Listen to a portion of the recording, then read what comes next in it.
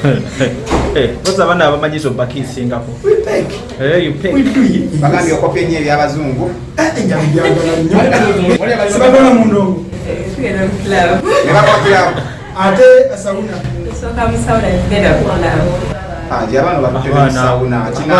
Oyagala kuntu ayira mwana wangu okuba nti omutute mu sauna abega kipya. Ebikolwa mu sauna nga sibi. Ate yali abage. Babibuusa. Yali abagenza okukola, wamwe bogenza okukola ebyo. Ate bagenza okukola byange kweka.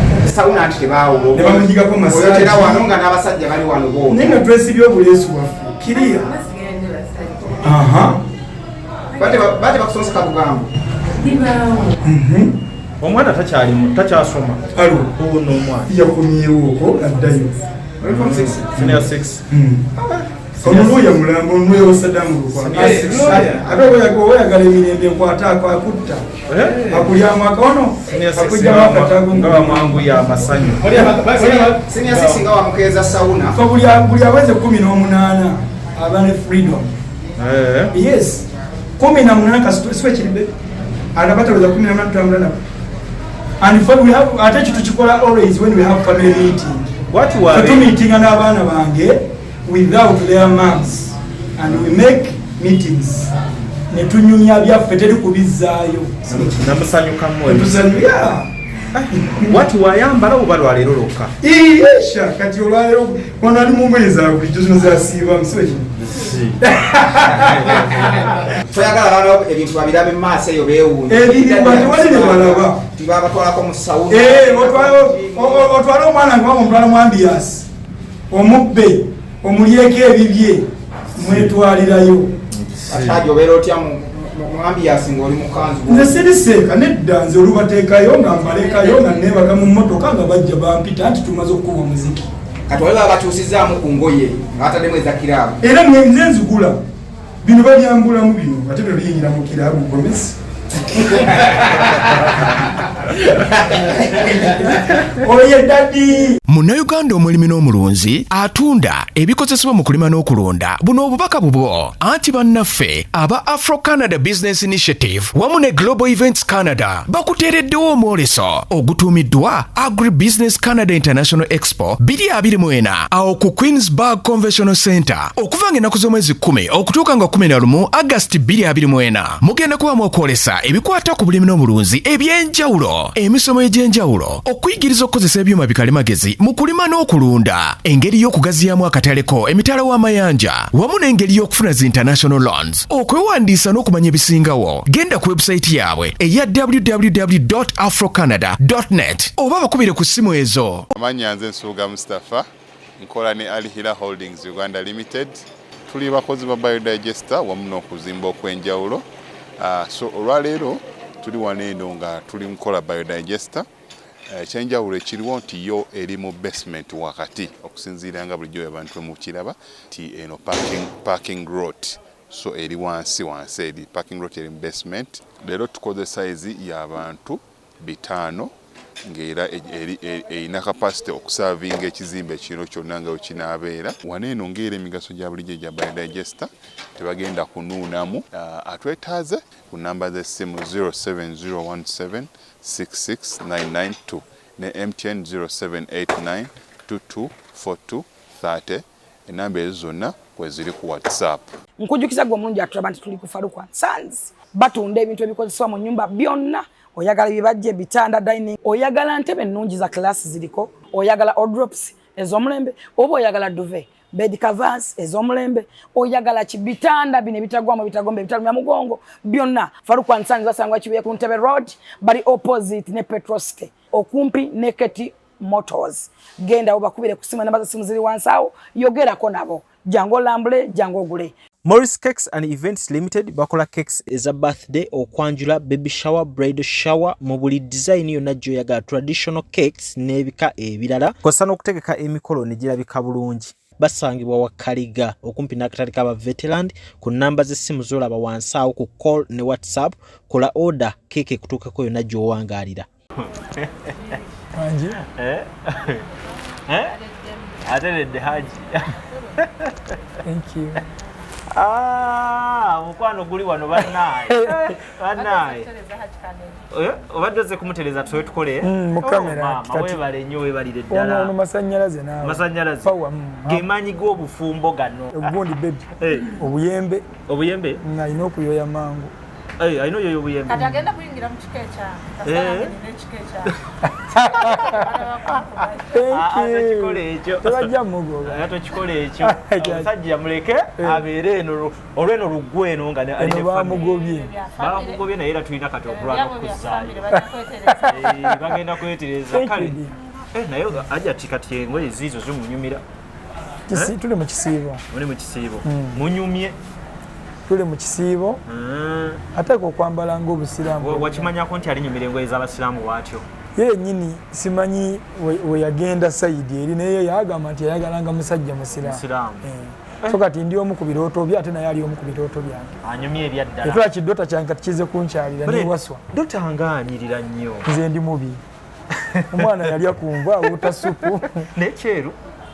Maama nange nali mweru tolaba ensiku kyatuukawo mbeera nze baŋŋamba nti nazaalibwa nze naninge omuyindi bibiri omusaayi mweru manyifa tulimu oluziba eri maama wange muziba kati kala y'omwana wo si ya maama yiyo maama ali bwato naye ali bwato maama we naalonga ali mukyala nze abakyala bange balungi ndi musajja mulungi lwaki wamuleseewo n'oyo wamuleseewo oyo gwe nasembeeyo naye okumulekawo walibadde tomulekawo taleke kazaala tebyabadde byakakati ate okomezaawo ebintu byemabega lujja just twogera kati kukyendabye mmanyi ne Sharoni asobola okuwa ekyana ekyakawo ekiti naye ono ye bakukyendabye oyo gwenkaabire ennyo ye best friend wange baana bonna mikwano gyange nnyo ndabye laavu ya taata naye kino ate omwana gyakoma okujja gy'oli ye laavu gy'omuwa in return mulabye awo mbadde oyo muweekako ne mulerako nampeekako kusomera okugyasomera biraali kakiri badde bakiraba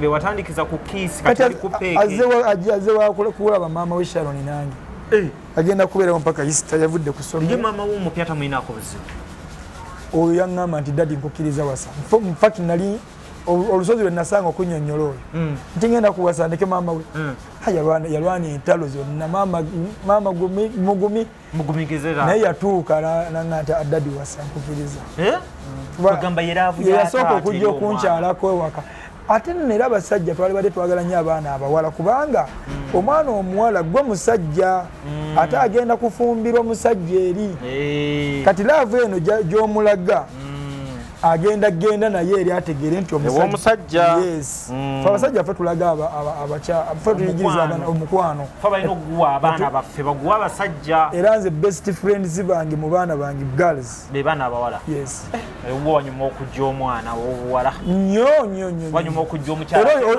oyo tota haned oyo already ali booked bawo ali London oyo ali wano kutumaliriza senior 6 gyalimu kati abasajja ba wano siyinza baba baana bange enkuzibwa abasajja abaana tebakyakuzibwa ffe tuvudde ku ssente ozigoba era kyovala nti batulangira bwavu naye tulaba nti tufuna obudde obukuza abaana era ava eyo gyolaba nze abaana bange obudde obusinga okubuteka ku ssente nabuteeka nnyo mu baana obutadde ku baana kuba kati abaana bana basawo naye nga sibagamba nko nti musome obusawo abazadde abangi bagamba abaana tusome obusawo nga be babagamba kati baba nabo beesalirawo mwana kirekira nti akuzaala ba challenges eziri mu mulimo gwange kuba ndi musawo ate atali professional naye ate nga obusawo bwange badde bwetaaga omuntu okubeera professional kati bakuze bala ba challenges ezo boze ezibatutte okuba nti ne basoma obusawo ye kiri kyogambye nti obakkiriza ogendako mu ssawo noba obalaki mbatwala sibakkiriza waliwo okubakkiriza ne bagenda nze buli aweza 18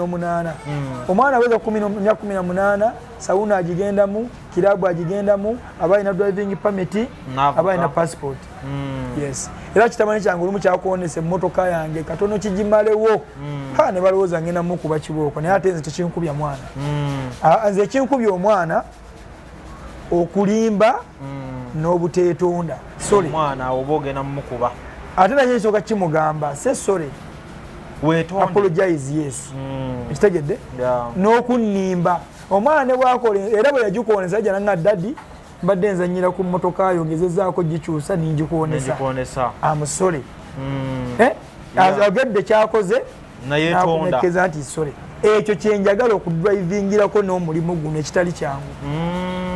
Namba nnya yakufuukira ki? Lwaki tosalawo? Namba eyo eyokuna? Nalowooza Sharoni agivaamu eyo. Obala abasatu bano eyokuna eyo ekulemererwa yo n'ogireka awo ng'ebuusibwabuusibwa. Etya omukyala wange nina omukyala omu ye Sharoni kati nga ye Sharuwa. Sirina mukazi mulala era mbategeeza bannansi mwenna nti bw'osanga mukyala gw'obadde omanyi nga mukyala wange n'omuntu tokuba tegajja kuba mawulire. Mukyala ajja kuba amuvinze ono nange nga bwe ndi ne Sharoni nawe balina eddembe ne mu mayumba ge nalimu baddembe okubaleetamu oba ogatunda oba ogakola buli kimu nange ndi waddembe okumuvinga ono n'omukyala wange. Awo nno kikola bulungi. Sirina abakyala bana nyina omukyala. Kaki koyinza okutulekera wano? Kati nga mmaliriza okubiza famire yange eya Rashid Lukwago, mukulu wange, tusituke twewumbe twekumeekume tubeere omuntu omu tuzeewo Oluganda. Ate abo bonna babadde ku siini batoba oyo Obusiraamu bugamba kuyunga Luganda tugamba kuyungulula naye mwe mwayunguludde ate mu kisiibo sinza okunnuma.